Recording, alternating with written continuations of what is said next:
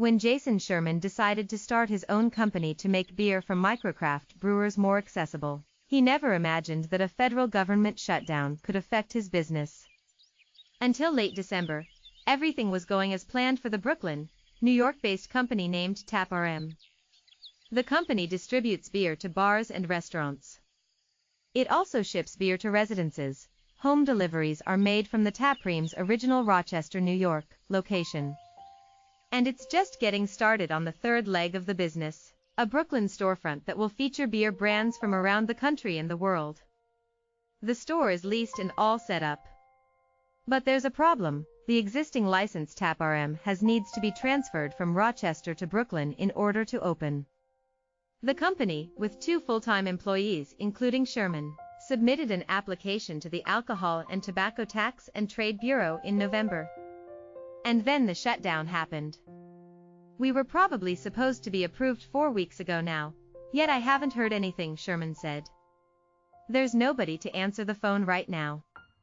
For every day the shutdown continues and the licensing is delayed, TapRM loses $1,500 to $2,000, Sherman estimates.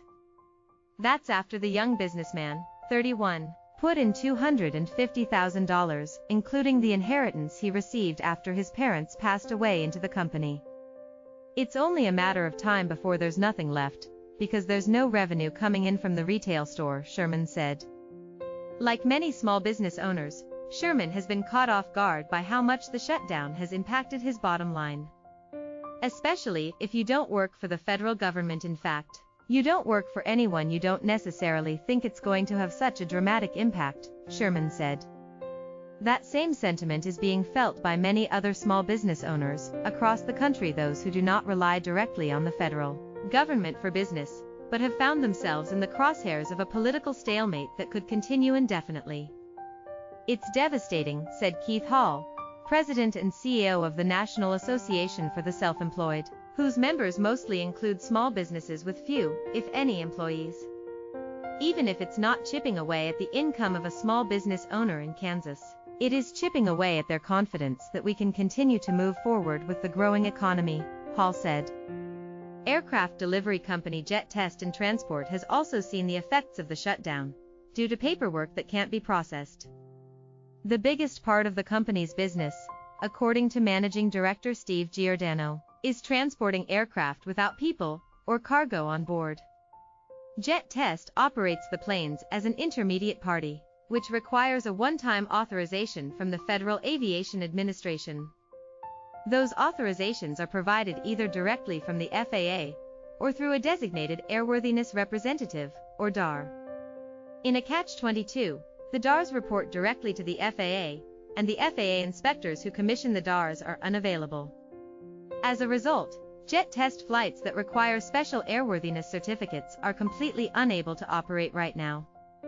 For example, the company has 2 planes in France that are waiting to fly to Brazil, but can't go anywhere because they are registered with the US. Right now, it's cost me $340,000 in revenue, which is probably about $90,000 in profit, Giordano said of the shutdown's impact on his bottom line so far. More from Personal Finance. What to know before you take out a loan against your tax refund for furloughed workers. Here's how to get by without a paycheck with no end in sight for the shutdown.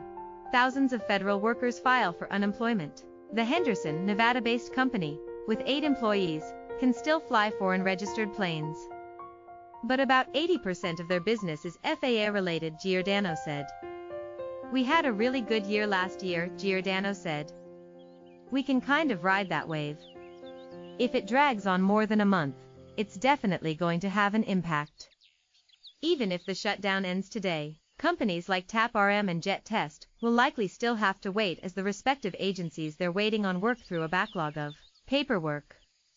In the meantime, there are steps that owners of small businesses facing a cash crunch may want to consider to help lighten their financial burdens. Sean P. Anderson, Chief Wealth Strategist at Anderson Financial Strategies, said his Dayton, Ohio, firm is in an area with a lot of government contractors.